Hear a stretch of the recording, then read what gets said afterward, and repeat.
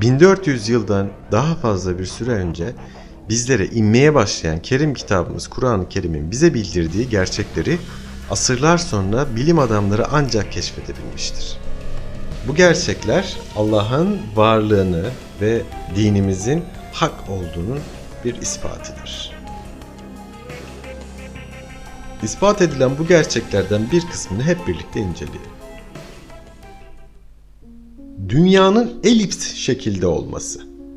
1597 yılında Francis Drake dünyanın etrafını dolaşarak dünyanın küre biçiminde olduğunu ispatladı. Peki ondan asırlar önce inen Kerim kitabımızda bakın Rabbimiz ne buyuruyor? Bundan sonra yeri elips şeklinde yuvarlattı, yayıp döşedi. Naziat suresi 30. Ayette geçen deha kelimesi deve kuşu yumurtası şeklinde getirdi manasına geldiğinden elips şeklinde diye tercüme edilmiştir. Deha kelimesinin yapıp döşeme anlamı da vardır. Dünya tam bir yuvarlak değildir. Elipsoid şeklindedir ve deve kuşu yumurtasının şekli incelenirse o da elipsoiddir. Yörüngeler. Dünya ve gezegenler Güneş etrafında dönerken Güneş de onlarla birlikte dönmektedir. Güneş kendi ekseni etrafında döner ama gaz halinde olduğu için katı bir cisim gibi dönmez. Güneş ekvatorun da kutuplarından daha hızlı bir şekilde döner. 27 günde bir ekvatorunda, 31 günde bir de kutuplarındaki dönüşüm tamamlanır. Bunu güneş lekelerini ve diğer solar yani güneşsel olayların güneş üzerindeki hareketlerini izleyerek anlayabiliyoruz. 400 yıl kadar önce Galileo da güneş üzerindeki hareketleri inceleyerek bu sonuca ulaşmıştır. Jüpiter, Satürn, Uranüs ve Neptün gibi büyük gaz halindeki gezegenler de ekvatorlarından daha hızlı dönerler.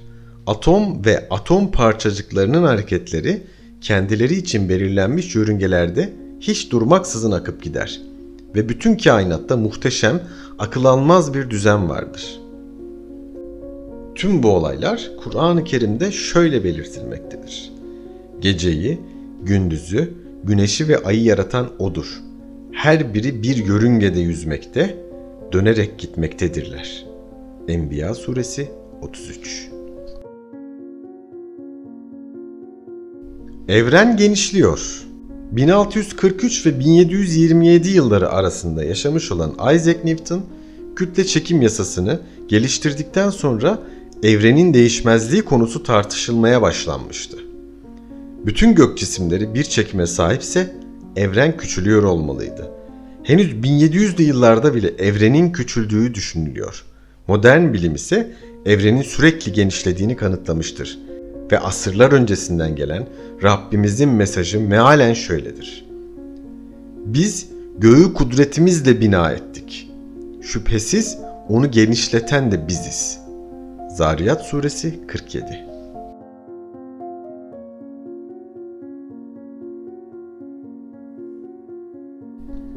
Su döngüsü. Bernard Palissy 1580 yılında su döngüsünden bahseden ilk batılı bilim adamıdır. Su döngüsü, suyun okyanus ve denizlerden atmosfere, atmosferden yeryüzüne ve yeniden deniz ve okyanuslara ulaşması şeklindeki genel turuna verilen isimdir.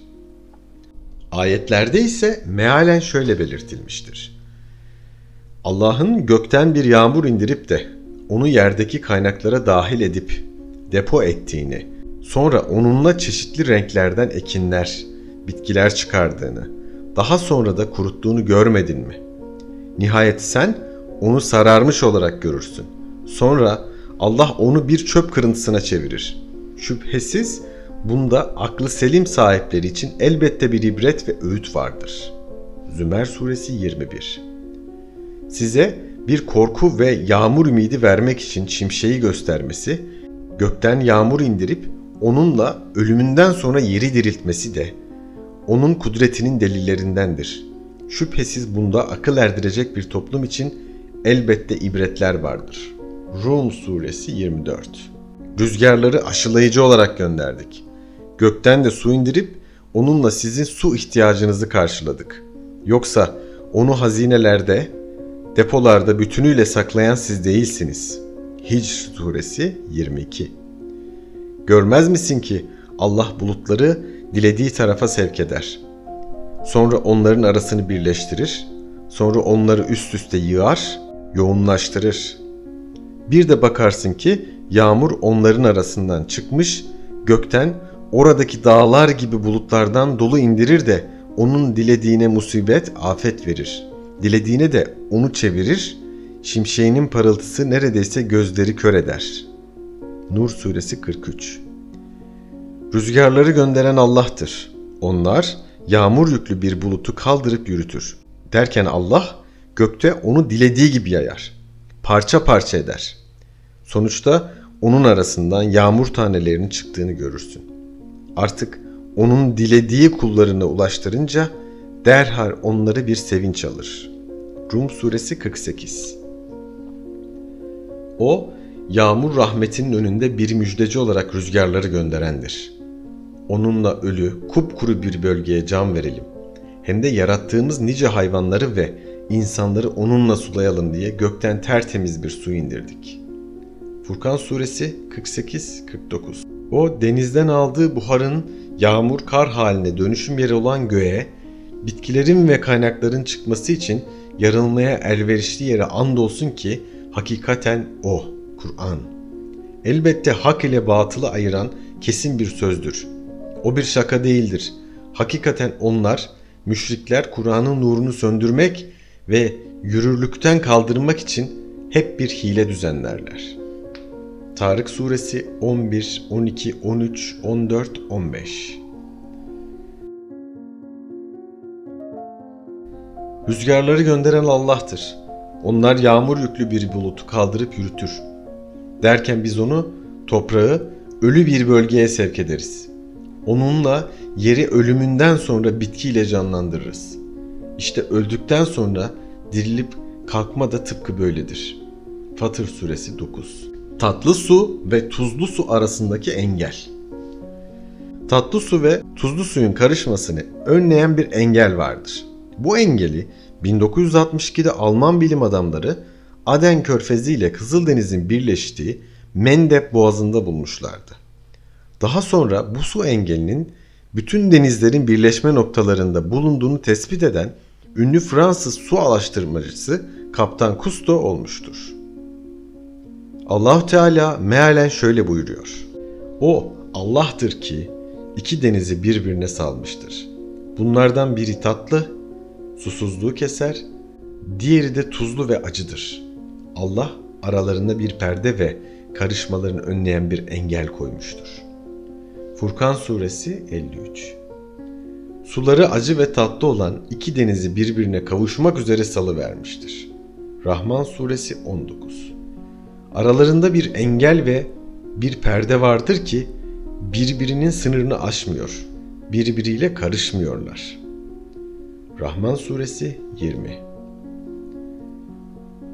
Kur'an-ı Kerim bize biyolojiden haber veriyor. Küfre sapanlar, inkar edenler, gökler ve yer bir madde halinde birleşik iken onları büyük bir patlama ile ayırdığımızı ve her canlı şeyi sudan yarattığımızı bilmediler mi? Onlar hala inanmazlar mı? Enbiya suresi 30. Yüce Allah'ın her canlı şeyi sudan yarattık buyurması, müfessirlere göre her şeyi sudan canlı kıldık yahut her canlı şeyi su sebebiyle yarattık manasındadır. Canlıların %80 ile 90 arasındaki temel unsuru sudur. Mucize dışında gözde görülen her canlı, bitkiler dahil susuz oluşmamış ve susuz yaşayamaz demektir. Kur'an bize zoolojiden de haber veriyor. Allah'tan başka sığınacak, bağlanacak veliler, edinenlerin durumu tıpkı kendisine A'dan bir ev edinen örümceğe benzer. Halbuki evlerin en zayıfı elbet örümcek ağıdır. Keşke bilselerdi. Ankebut suresi 41. Rabbin bal arısına şöyle vahyetti. Dağlardan, ağaçlardan ve halkın sizin için kurdukları çardaklardan göz göz evler edin. Nahl suresi 68. Ayet-i kerimede görüldüğü gibi bal arısının bal yapacağı çiçeği bulması ilahi sevk neticesidir. Ayrıca altıgen petek en az bal mumuyla en fazla saklama alanı sağlamaktadır. Sonra meyve ve çiçeklerden ye. Bunun için Rabbinin bal yapımı için kolaylıklar gösterdiği öğreti yollarına boyun eğerek gir. Onların karınlarından rengarenk bir içecek, bal şerbeti çıkar ki o insanlar için bir şifa kaynağıdır. Şüphesiz ki bunda düşünecek bir toplum için bir ibret ve Allah'ın kudretine işaret vardır. Nahl suresi 69. Rabbimiz 1400 yıl önce anne karnındaki canlının şeklini tarif ediyor. Sonra onun neslini ondaki bir nufte yani sperma ile yumurtayı aşılamış olarak sağlam ve emin bir yer olan rahime yerleştirdik. Müminin suresi 13. Sonra rahimde o nutfeyi, zigotu bir alaka yaptık derken o alakayı da bir muktayı da kemiklere çevirdik. O kemiklere de et giydirdik. Sonra onu bambaşka bir varlık yaptık. Varlıkları yaratıp şekil verenlerin en güzeli olan Allah ne yücedir. Müminin suresi 14. Ey insanlar! Şayet öldükten sonra dirilmekten şüphe etmekteyseniz ilk yaratılışınızı hatırlayın. Kesinlikle bilin ki biz sizi ilk önce karışmış çeşitli renk topraktan insan olarak yarattıktan sonra sırasıyla onun içinden çıkan nutfe, aşılanmış yumurta, zigot halinden sonra bir alaka, sonra üzerinde uzunlarının bir kısmı belirli, bir kısmı belirsiz küçük bir et parçasından bir mukdadan yarattık ki size ne olduğunuzu ve kudretimizi açıklayalım. Rahimlerde dilediğimizi belirtilmiş bir vakte kadar durduruyoruz. Sonra sizi bir bebek halinde çıkarıyoruz. Derken olgunluğa erişmeniz için sizi büyütüyoruz. İçinizdeki kimi erken öldürüyor, kimi de daha önce bazı şeyleri bilirken sonra artık çocuk gibi hiçbir şey bilmez hale gelmesi için erzeli ömrün en kötü devrine itiliyor. Alaka, döllenmiş yumurtanın yani zigotun rahim duvarına yapışması. Mugda'nın anlamı ise et halindeki 2-2,5 santim ebatlarında küçük bir parça demektir. Dağlar hareket ediyor. Dağları görür de onları donmuş, hareketsiz ve yerlerinde durur zannedersin. Halbuki onlar bulutların geçmesi gibi geçip gider. Bu her şeyi sapasağlam yapan Allah'ın sanatıdır. Şüphesiz o yaptıklarınızdan hakkıyla haberi olandır. Neml suresi 88. Burada dağların geçip gitmesinde dünyanın döndüğüne işaret vardır. Şimdi dünya ile birlikte dönüp giden dağlar sura üflendiği gün parçalanıp ufalanacak ve yerlerinden kaybolup gideceklerdir. Diğer taraftan levha teknotiği alanında çalışmalarla varılan bilimsel netice kısaca şöyledir. Yer kabuğu mağmanın üzerinde yürümekte olup üzerindeki dağlar ve diğer şeyler hareket halindedir. Bu hareket ortalama yılda 1-2 santim olup bu da insanın hissedebileceği bir hız değildir. Fakat jeolojik olarak mühimdir. İşte hareketsiz zannedilen dağların bu yönden de bulutlar gibi hareket ettiğini bilim ispat etmiştir. Videomuzu beğendiyseniz beğen butonuna tıklamayı ve kanalımıza abone olmayı unutmayın.